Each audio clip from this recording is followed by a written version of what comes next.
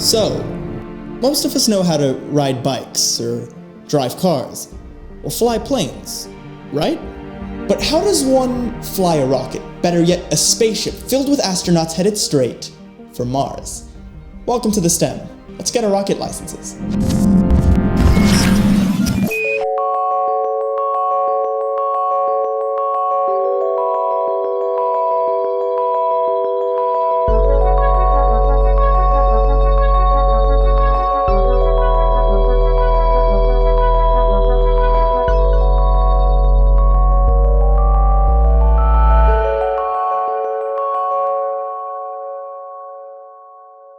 Like any vehicle, rockets are designed to keep astronauts comfortable, let alone alive. But today we're not just going to be talking about any average rocket, we'll be talking about what would be the most powerful rocket in the world.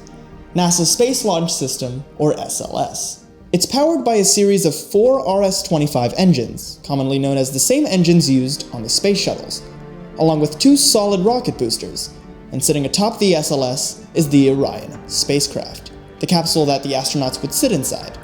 All of this adds up to give us our ride to Mars.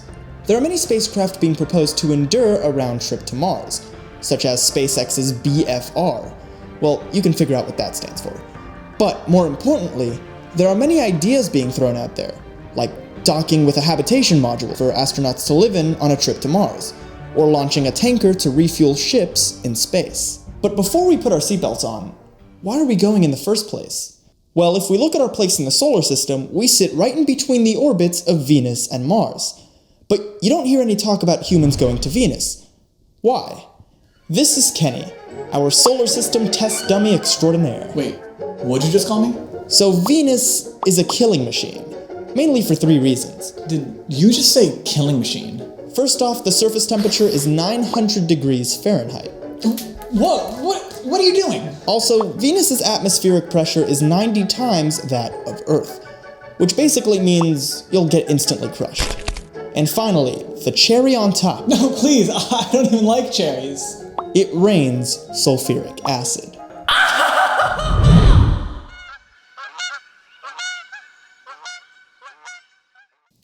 Look, pal, I'm really sorry about... Oh, I know, this was a science, right? Does this look like science to you? Because I obviously wouldn't know. Okay, so, Venus.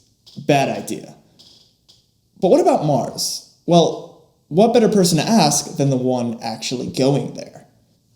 Not you.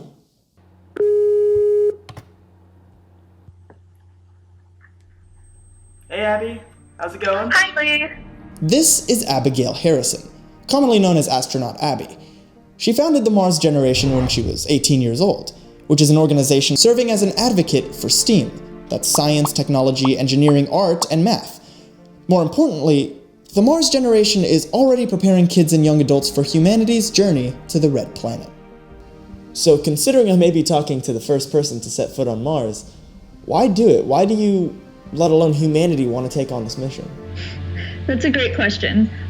So one of the reasons why I want to be the first person on Mars is that at heart I'm an explorer, and so I have this desire to go places that have never been gone before. When we go to Mars in 10 or 20 or 30 years, however long it takes us, we're going to need just enormous amounts of engineers and scientists and technicians and all of those types of people. And so the Mars Generation is trying to look at the long-term goal of both the United States and the world and help young people today decide to go into those fields and then support them in how they can be successful. Future Mars-bound astronauts will undergo many years of rigorous training. Imagine spending 7 months in a capsule traveling to Mars, and then living on the planet for an entire year, then returning back to Earth for another 7 months, all while being surrounded by the same people in confined spaces. These astronauts must be prepared physically, mentally, and most importantly, socially. There's no time for office drama in space, let alone on another planet. Once the future Martians, the SLS rocket, and the Orion spacecraft are ready to go, it's time to launch humanity on its most ambitious mission yet.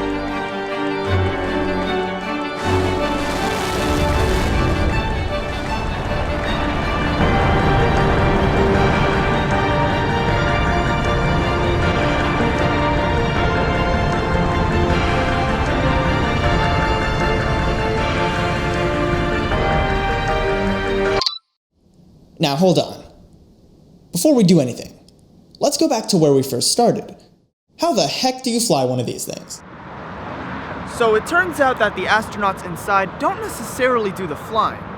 The mathematicians and the physicists do before the rocket even launches. Let me explain. When you drive a car, you're constantly shifting your course due to traffic, for example. In space, there is no traffic. The spacecraft only needs to worry about its velocity, meaning its speed and direction. Also, since there isn't any air resistance in space, there's no need to constantly have your foot on the gas like you would while driving.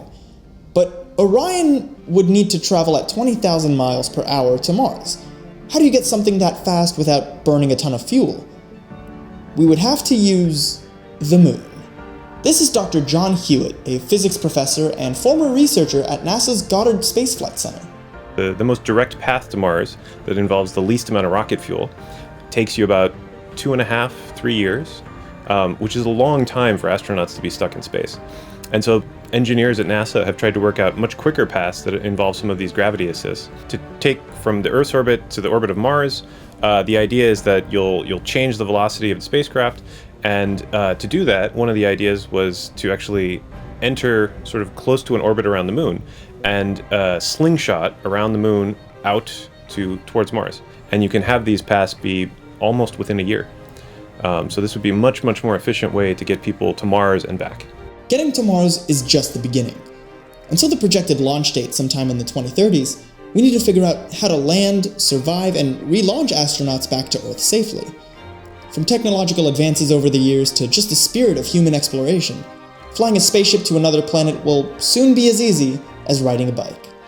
Remember to hit the like button below, subscribe to our channel at youtube.com/thestem series, and tune into Spinnaker Television for future episodes. Let us know in the comments if you'd ever go on a trip to Mars. Thank you for watching, and we'll see you next time on the STEM.